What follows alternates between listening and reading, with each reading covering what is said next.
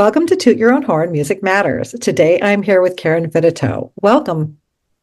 Hi, thanks for having me on, Lisa. So happy you're here. And I'm super excited for you to tell your story about how you chose your instrument.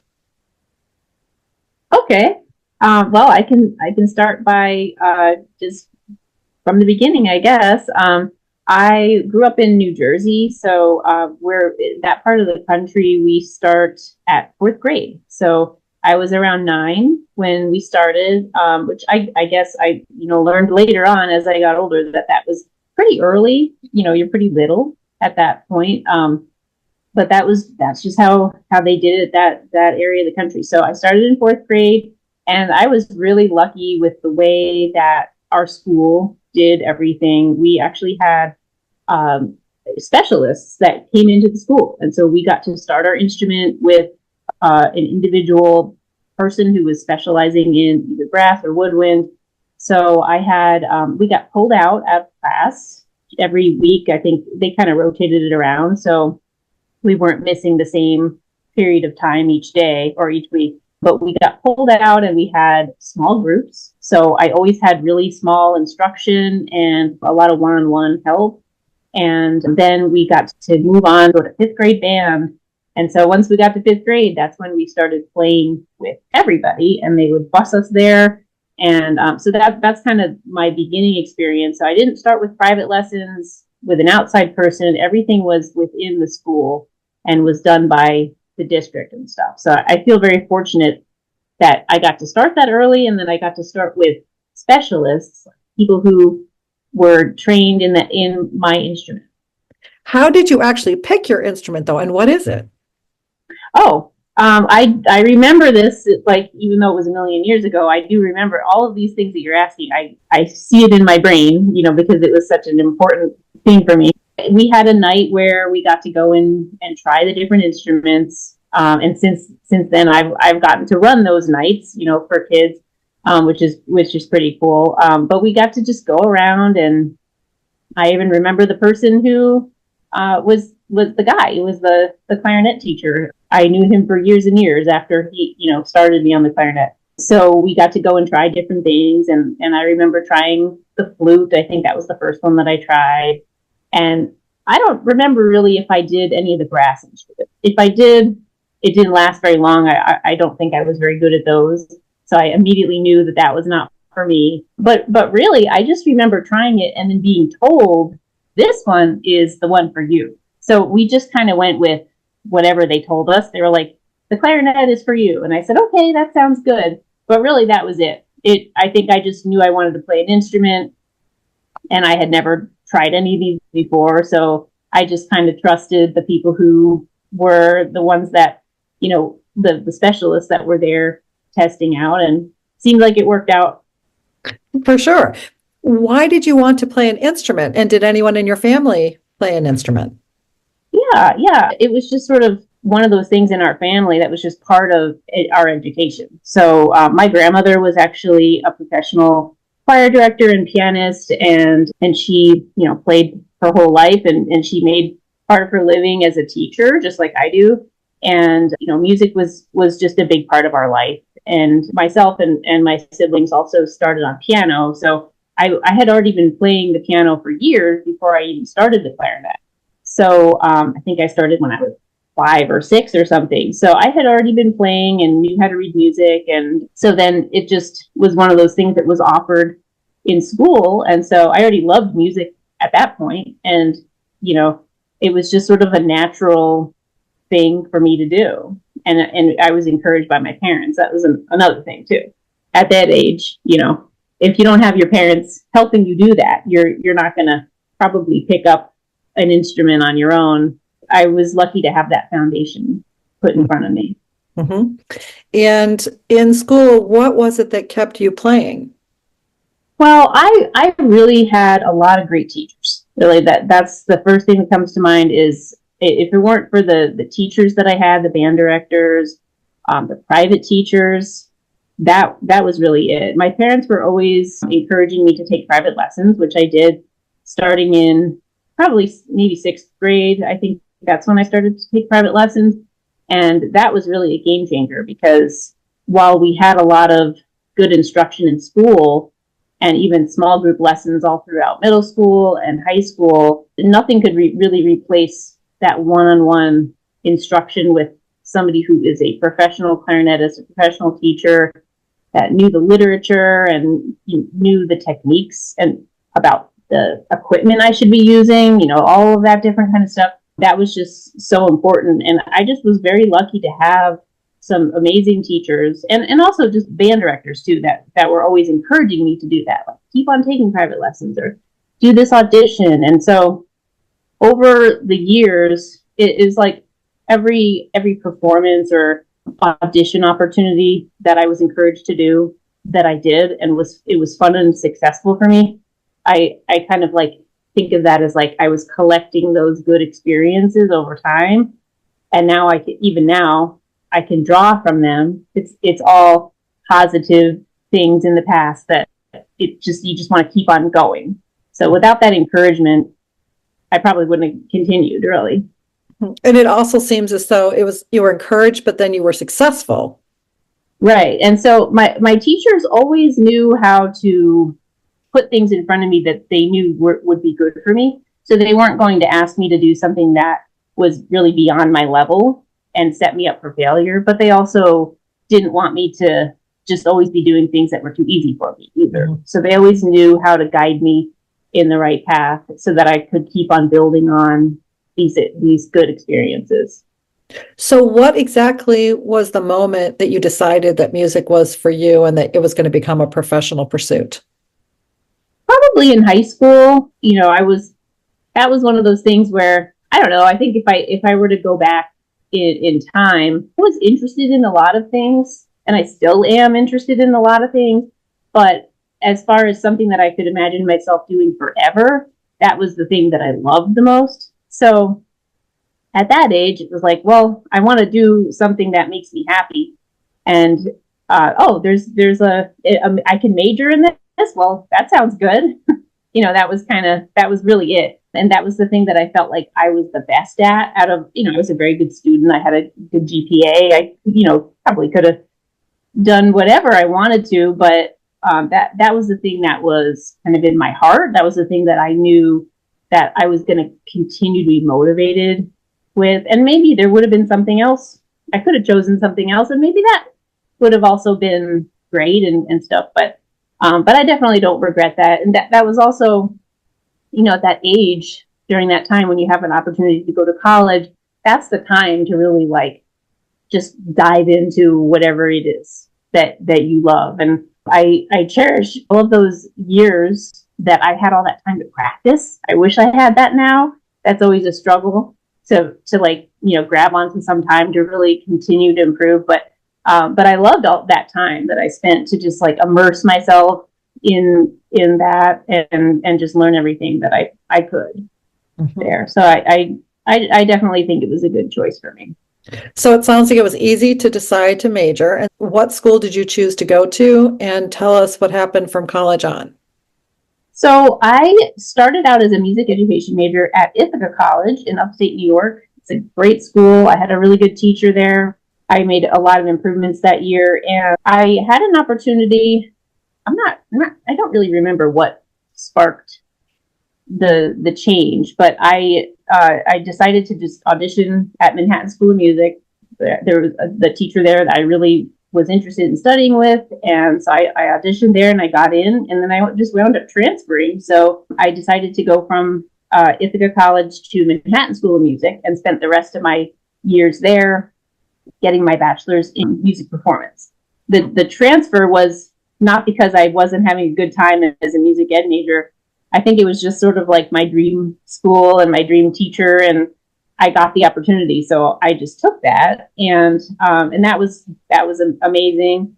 And then right after that, towards the end of my bachelor's degree, my teacher was encouraging me to start taking auditions for professional jobs, and that was back when you had to look in the magazine and find this opening is here, and then you write them a letter to audition or something. So I started looking at the military band auditions, and I auditioned for one of the Navy bands, and then there was one open for one of the Air Force bands. So part of it was to possibly get a job, but it was also for the experience. I need to start auditioning, and that's just something that, as a musician, we have to practice doing. And so I took that audition and I won. So it was good timing. It was great. I was able to just graduate, and then right after I graduated, I went right to basic training. That was part of it. So I started out as an Air Force musician, and I was able to be in an Air Force band for about 6.5, 7 years, almost 7 years active duty. And it was amazing. I loved it. I loved every minute of it. It was a great way to start my professional career. And even when I was in the Air Force and then following my active duty time, I still did some auditions and continued to try to keep myself playing. And while I was in my active duty time, I was able to get my master's degree in performance as well. So I went to the University of Nebraska. So since then, I've been teaching, and I've never stopped playing. So that's something that I'm actually very proud of, the fact that I have never ever stopped playing. So there have been a lot of ups and down times where, I've had kids and I've had a lot of moves across the country and different things, that ups and downs in life. But the one constant has been, I haven't stopped playing the clarinet. There have been some times where it's been less, and there's been some times when it's been a ton, but it's never gone away. And so that was always my goal, is to just keep that there forever. And it's very difficult to go back to it. Once you stop, it's not impossible, but it is hard to go back. So that's always going to be my goal, is to, no matter what, is just to keep it there, just to keep it as sort of just part of my life all the time. What does it do for you? I feel like that is my way. That's like, the clarinet is kind of like my tool that I use to express things that I can't do in any other way. That's really the only way that I can describe it. The clarinet is an instrument, but it's, at this point, after playing it for so many years, it's sort of just part of me. It's like my extension of me. And I know how to use that tool to express things that I don't have other ways to do it. So that's why I can't imagine not doing it. So first and foremost, it's for you. And second, it's got to be for the people who receive it, right? Yeah, of course. It is definitely for other people. That is one of the reasons why I was kind of attracted to being a military musician, is because we love to play music and perform and have people clap for us. And we feel good about ourselves when we perform, and people like it. But the music that we performed and the environments that we performed in were just very meaningful. I got to connect with a lot of people, a lot of veterans. Earlier on in my career, there's not very many of them left, but one of my favorite things to do was to talk to the World War II vets that would come to our concerts. There would be, hundreds of them that would come, and they would drive really far, and then I would get to go out into the audience afterwards and talk to them. And that was just one of my favorite things to do, or just going to a veteran's home. And that was the highlight of not just their day, but it was like the highlight of their week, to come and see our little clarinet quartet perform, clarinet polka or something, So it just, there have been so many times that it's been more than just a concert. It's more than just a gig. It's been a way to connect with people, and also with being a military band, just honoring people that have, served our country, and upholding our traditions, and just the ability to make it meaningful. Not that you can't do that with other things, but that's just kind of what that was for me. Mm-hmm. What is the importance of military bands in society, do you think? Well, that's a great question, and I'm glad that you asked that. I love talking about military bands, and I'm very proud that I was able to be in one. It is very important to have military bands, because a lot of people in the country don't get to see military people or understand what people in the military are doing. And that's another thing that people in the military bands are doing that we may not realize. Part of the mission is to connect to the public, not just so that they can be entertained, but so that they can have a connection to people in uniform and understand what we're doing, what other people in the military or what their jobs are. So there's people who are working on a flight line or flying helicopters or are working in cybersecurity or, any of the different jobs. Nobody's going to see them. They're busy. They're on the base. They're occupied. They're not out in the public. And so the public gets a chance to make a connection with the military and have a little bit of understanding of what is going on and what their tax dollars are paying for. And then also some of the stuff that I mentioned before is just maintaining our military traditions and our history and honoring people that have gone before us. So it's kind of like the military bands are almost like the face of the military. So it's what the public sees. So it's just important to that relationship. And yet many of these bands, as you know, are getting cut. Why do you think it's being de-emphasized? And what would you suggest could be done to try to turn that around if you have any ideas about that?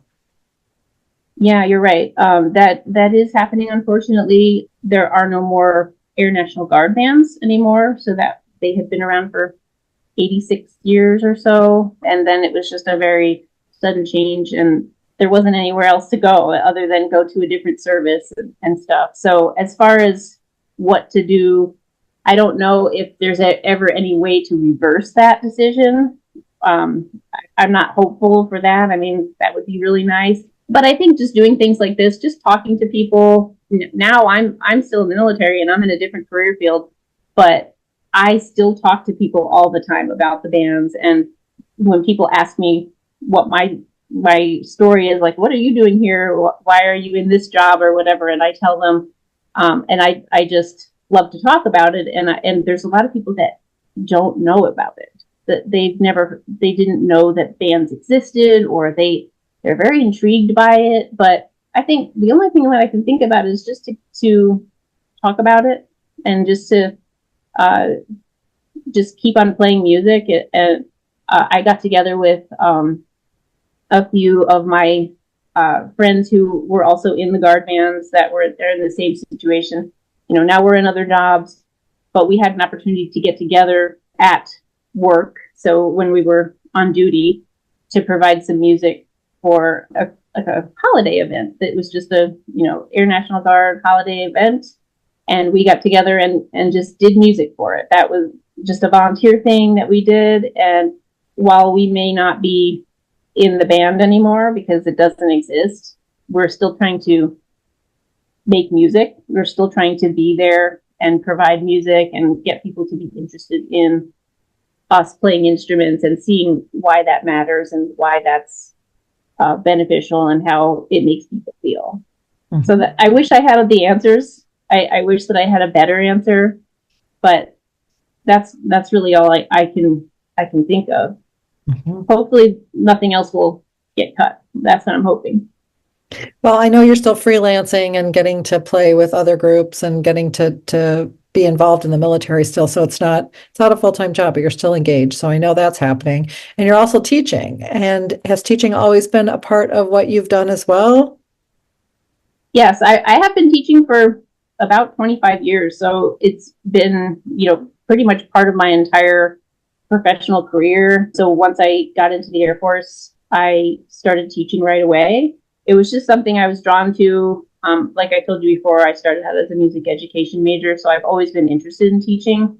And I really can't imagine myself playing the clarinet without teaching it. It just seems like it's a natural thing for me. So I really enjoy doing that. And that's just one of those things that I've just tried to get better and better at over the years, because it is something that you have to work on and learn about. And playing the instrument doesn't necessarily mean you can teach it. So I have spent a lot of time over the years gaining skills to be able to teach. But I love teaching. I love my students, and I tend to keep them for a long time, which is really great for me, that I can see so much growth. I start them when they're in 5th grade or something, and then I just had some students graduate last year that I had started when they were 11 or something, And sometimes they still come back for lessons when, in their college break. If someone was listening to this podcast and just really loved your story and was thinking about trying to play a wind instrument, what would you tell them to get them to do it right now?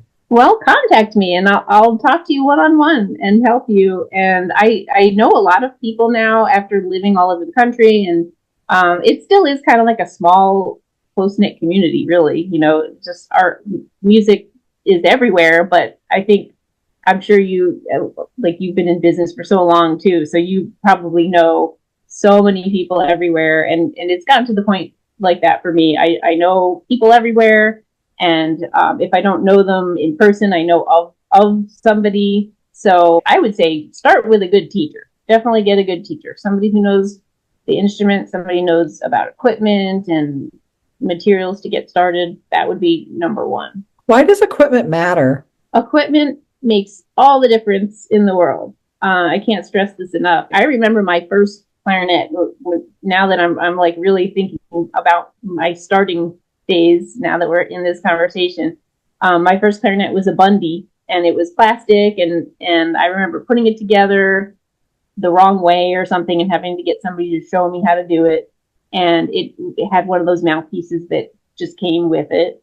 And that was okay to get started, but along the way, when I started to improve, I do remember my band director saying, here, try this. We need to get you're not going to be able to play these high notes with this. And so he had me try, I think my first mouthpiece was like a B45 or something. I wouldn't play on that now, but that was back then, that worked for me. And so when I tried that mouthpiece, it just opened up all these new doors for me. So when you look at mouthpieces side by side, they look exactly the same. But as we know, they're very, very different from each other. I tell my students, it's kind of like jeans. You can't just walk into a store and pick out anything and like walk out of the store with it and have it look good and feel good and be the right size and everything. You have to try them out and find what works for you. And so kind of think about equipment. It's like there's something out there that's meant for you. There's too many variables. Our mouths are shaped different. Our tongues are different lengths. And so it doesn't make any sense that we would all use the same thing and have it work the same. Starting out is one thing, but I think down the line, just testing out some different things, it really makes a difference. I've never had this happen where I have somebody try a good quality equipment and then them say, no, I don't like this. It's always, oh, this feels so good. I didn't know that it was supposed to feel this easy to play. And so I just encourage people, this might not be for you, but just try this, just to compare anything differently so that you can see what's out there. So it really does make a difference. Our reeds, our mouthpieces, I would say start with mouthpiece and go from there. Don't you think a lot of teachers could use more education around this, meaning find players? Because I see that a lot of players recommend what they play on, and they don't fully understand how to match up equipment to the player's needs. Yes, actually, that is something that I've run across a lot in my teaching. I can say that I definitely know more about it now than I did 10 years ago. So this is something that even at some point in my teaching, I don't think I was fully informed about everything. It's just taken time for me to learn. But I also know that just from some students who are new to private lessons, when they tell me things that they've been told in band with very well-meaning band directors, very highly educated, and they don't play the clarinet though. And so they might not have that information that they need. For example, somebody told me one time they had a band director that told them, you have to play on this strength reed. Everybody needs to go on this strength reed. And all of the clarinets in marching band are going to have this mouthpiece. And so it might work for some, but it's not going to work for everybody. And so I think that was just a very well-meaning thing. Like they wanted them to upgrade to a Van Doren or something like that, which is great, but they just didn't have the information to know how to customize it for each individual student. Doing that for years, helping students test them out and evaluating their playing and their embouchure and just, even their physiology, how they play, how they hold the instrument and everything to figure out what works for them. And really the only thing you can do is try a bunch of stuff and kind of narrow it down from there. And it's always been a game changer. Good band directors will know who to listen to, and they know that people who are specialists in their instrument they should, they want to get that information for their students, because they love their students, they care about them. So I'm in contact with a lot of really, really good band directors.